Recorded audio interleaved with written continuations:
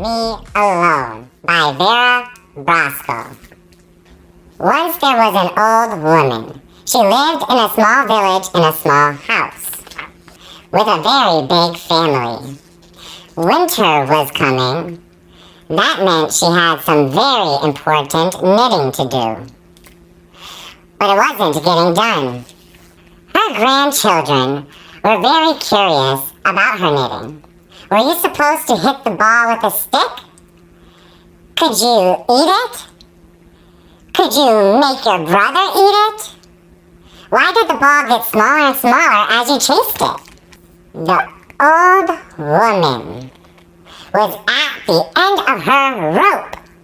So she made her bed as neatly as she could. She swept the floorboards until they were more or less shone. She drank from her samovar. She packed up her things in a big sack, and as she left, she shouted back, "Leave me alone!"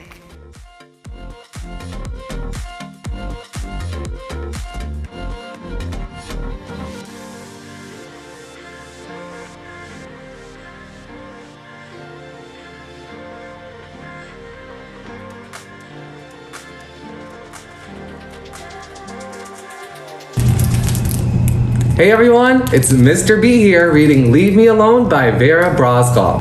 The old woman walked through the deep, dark forest. She made a fire so that she could see what she was doing. Then she sat down and began to knit.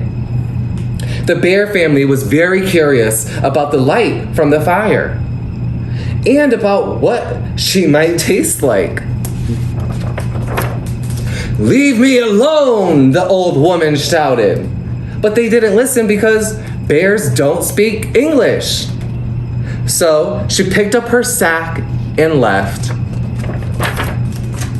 The old woman climbed up the mountainside. It was cold, so she found a small, sheltered place. Then she sat down and began to knit. The mountain goats were excited to have a visitor, especially one that brought snacks. "Leave me alone!" the old woman shouted. But the goats were too busy fighting over the red ones, which they all agreed were the best. So she picked up her sack and left. The old woman climbed higher and higher up the mountain. She reached the top and climbed onto the moon. She found a rock that was shaped like a chair. She sat down and began to knit. The little green moon men had never seen a woman before, old or otherwise. They examined her with their handheld scanners that went beep boop.